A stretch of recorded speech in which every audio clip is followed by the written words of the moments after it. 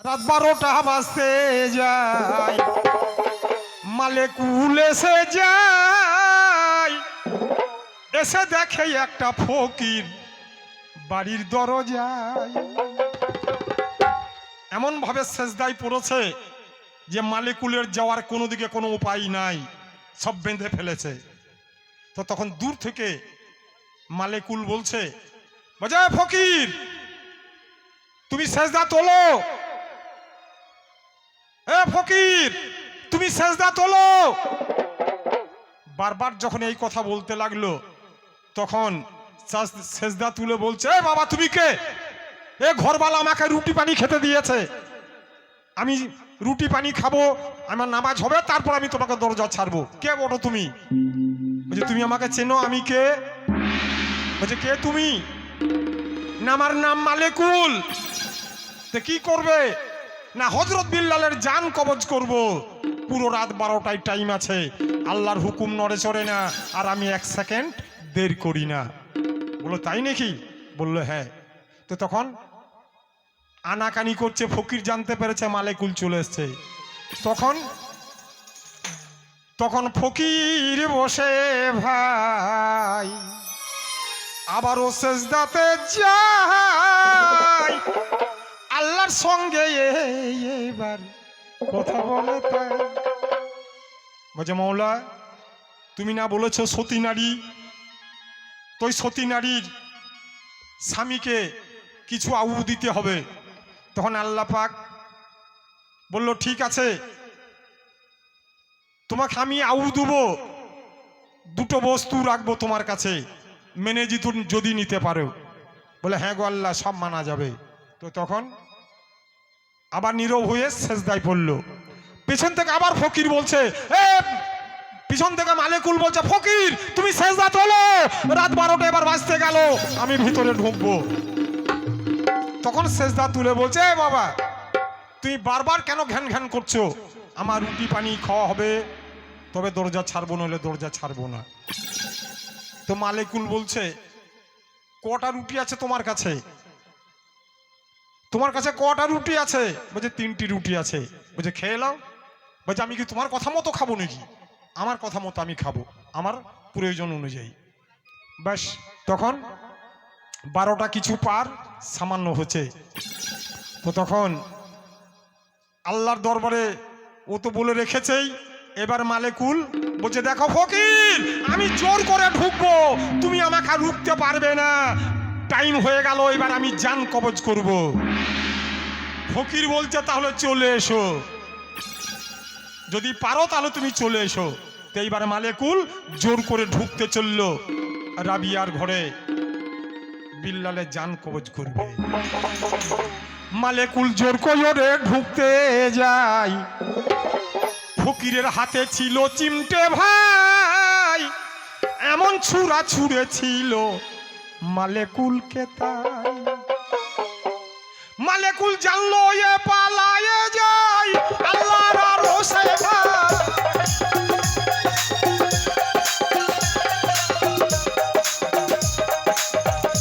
মালেকুল জানলো এ পালায়ে যায়, আল্লাহর আরশে হায়। সজ্জা গিয়ে আল্লাহর কাছে হাজির হয়ে গেল। নিয়ে বলছে, আল্লাহ গো আজকে যে ঘটনা দেখে এলাম, এরকম ঘটনা আমি কখনো দেখি নাই। বলে কি হয়েছে? না হযরত বিল্লালের জান কবজ করার টাইম ছিল পুরো রাত 12টায়, আমি ঠিক টাইম মোতাবেক গেলাম, গিয়ে দেখছি একটি ফকির এমন ভাবে বসে আছে, কোনো দিকে যাওয়ার কোনো উপায় পেলাম না। যখন জোর করে ঢুকতে গেলাম গো আল্লাহ, ফকিরের হাতে একটা চিমটে ছিল, যখন তুলেছে সারা পৃথিবী আমার অন্ধকার হয়ে গেল। তো গো আল্লাহ, ওই বাড়ি যদি আমার পিঠে পড়তো আমি খণ্ড খণ্ড হয়ে যেতাম, আমি আর আরশে আসতে পারতাম না। তো গো আল্লাহ, ওই হযরত বিল্লালের আউ এখন থাকুক, ওই ফকির তার আউটা আনতে একবার হুকুম দাও। তখন আল্লাহ বলছে, দেখো মালেকুল, সেই ফকিরকে তুমি গিয়ে সালাম দিয়েছিলে? বলছে না। তাহলে একটু ধৈর্য ধরো, আমি বিষয়টা দেখছি। তো তখন দরজাতে এমন সেজদা দিয়েছে, আল্লাহর আরশ টলমল টলমল করছে। তখন আল্লাহ বলছে, ফকির তুমি সেজদা তোলো। বলছে আল্লাহ গো তুমি তো বলেছো সতী নারীর প্রতি মরতে পারে না, তো রাবিয়া সতী, ওর প্রতি মরবে কোন হিসাবে? কিছু আউ আল্লাহ গো তোমাকে দিতে হবে। বলছে ফকির তুমি যখন চাইছো যাও, আমি হযরত বিল্লালের আউ একদিন দিলাম, তুমি জান ভরে রুটি পানি খেয়ে নাও।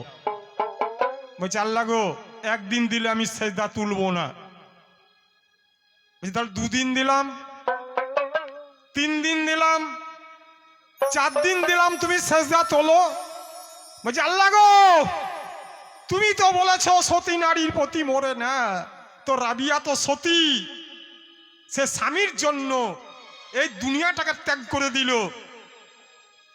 রাত 12টায় তার স্বামী মারা যাবে সে সম্পূর্ণ জানতো, কিন্তু আমি যে রুটি খেয়ে বন্দি হয়ে গেছি গো আল্লাহ, আমি যদি ঠিক তোমার কাছে কিছু বেতন পাই তাহলে দাও রাবিয়ার জন্য। ওই যে বেশ 5 দিন দিলাম, 6 দিন দিলাম। তখন ফকির বলছে আল্লাহ গো তুমি দিবে সাক্ষী কেউ নাই, তো আমি নিজে একটু হাতে লিখেলি, তুমি দয়া করে একটু কবুল করে নাও। যে ঠিক আছে লাও লিখো ফকির, তুমি কি লিখছো লিখো। তো কাগজ কলম কোথায় পাবে? দাঁতে করে একটা আঙ্গুলকে কেটে দিল, দাঁতে করে একটা আঙ্গুলকে কেটে দিল। তখন এই হাতের আঙ্গুল কেটে দেয়, কলম বানায় নেই, বাঁ হাতের চটুটাকে কাগজ করলো ভাই।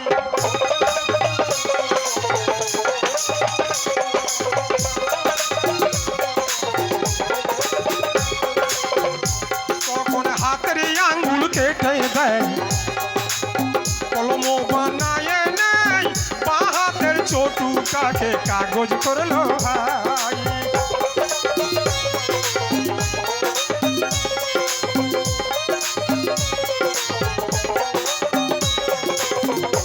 এইবার প্রথমে 7 লিখিয়া দিল শূন্য বসাইয়া,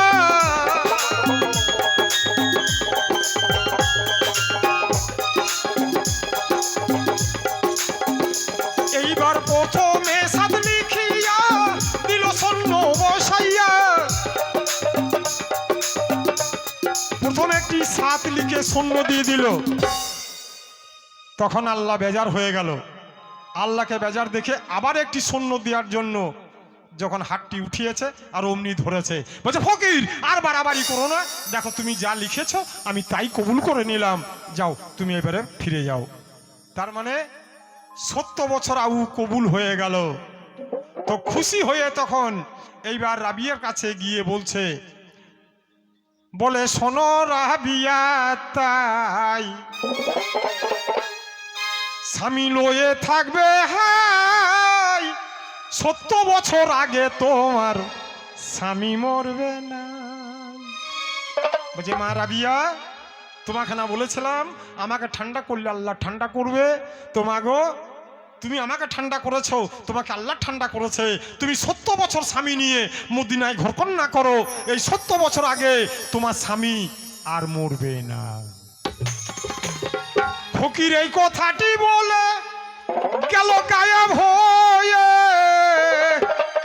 পাক জুবানে কলমা পড়ো মুসলমান ভাইয়েরা,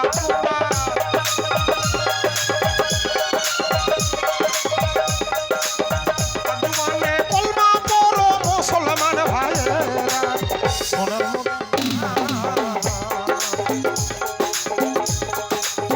দহরোজা ধরে হাসে বিবি রাবিয়া, তখন দহরোজা ধরে হাসে বিবি রাবিয়া, দয়াল আল্লাহ।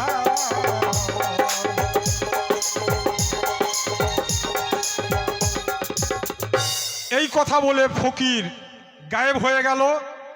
তখন রাবিয়া ধীরে ধীরে স্বামীর কাছে যেছে। এইবার রাবিয়া চলে যায় স্বামীরও কাছে, হাই ফজরেরও সময় হলো আজান দেবে তাই।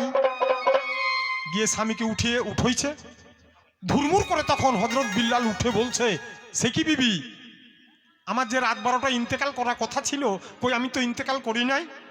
তো তো বলছো গো তুমি আগে মসজিদে গিয়ে আজান দিয়ে নামাজ পড়ে ফিরে এসো, তারপরে সমস্ত কথা তোমাকে আমি বলবো।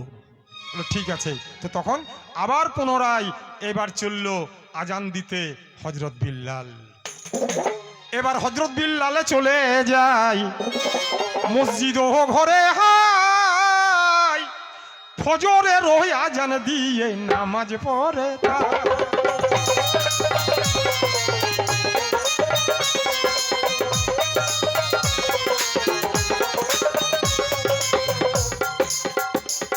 ফজরের নামাজ পড়ে বাড়ি চলে আসছে।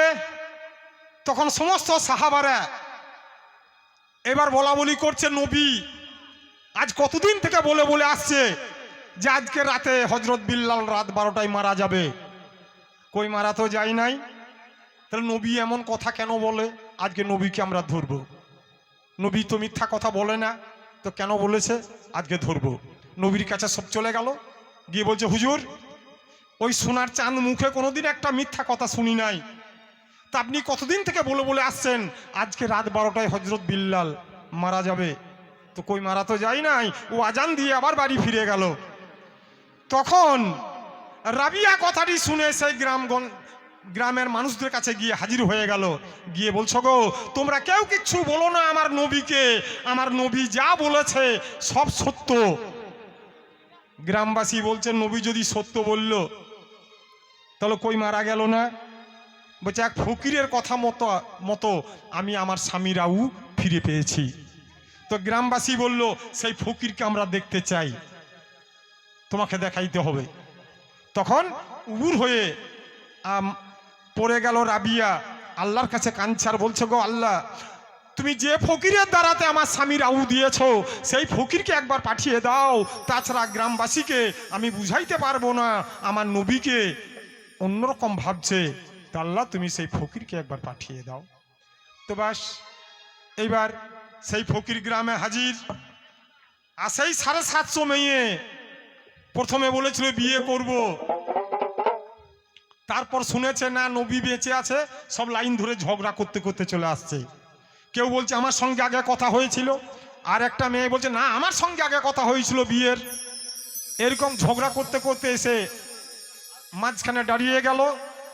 তখন রাবিয়াও চলে গেল, রাবিয়া গিয়ে দাঁড়াইলো, নিয়ে গ্রামবাসীকে বলল দেখো যে ফকিরটির জন্য বলেছিলাম সেই ফকিরটি এসেছে, তোমরা একবার নয়ন ভরে দেখে নাও।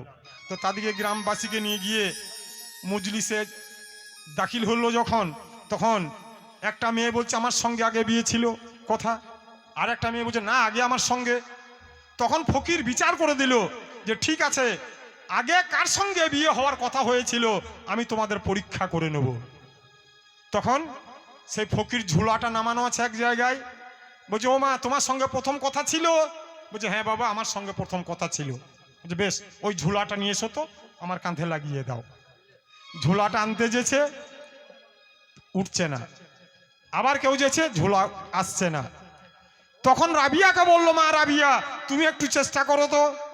রাবিয়া গিয়ে যেই বিসমিল্লাহ বললে ঝুলাটাতে হাত দিয়েছে, ঝুলা উঠে গেল, ফকিরের কাঁধে লেগে গেল। ফকির তখন বলল দেখো এরই সঙ্গে সর্বপ্রথম বিয়ে হওয়ার উপযুক্ত একমাত্র রাবিয়া, আর তোমরা সুখের পায়রা, তোমরা প্রথমেই শুনেছিলে মারা যাবে বিয়ে হবে, খুশি হয়ে নিয়ে গিয়েছিলে, যখন শুনেছো মারা যাবে ঘর থেকে বিদায় করে দিয়েছো, হযরত আলীকে জবাব দিয়েছো। কিন্তু রাবিয়া সে মনোপ্রাণ দিয়ে সমস্ত কিছু অর্পণ করে সে স্বামীর জন্য নিজের আউকে বিক্রি করে সে বিয়ে করেছে, ওই হলো সত্যি একমাত্র সাবিত্রী, তার নাম হলো মা রাবিয়া। এই কথাটি বলে ফকির গেল গায়ে হয়ে, পাক জুবানে আল্লাহ বলো মুসলমান ভাইয়েরা তোমরা, পাক জুবানে আল্লাহ বলো মুসলমান ভাইয়েরা, দয়াল আল্লাহ দরজা ধরে হাসে বিবি রাবিয়া, আল্লাহ দরজা ধরে হাসে বিবি রাবিয়া, দয়াল আল্লাহ।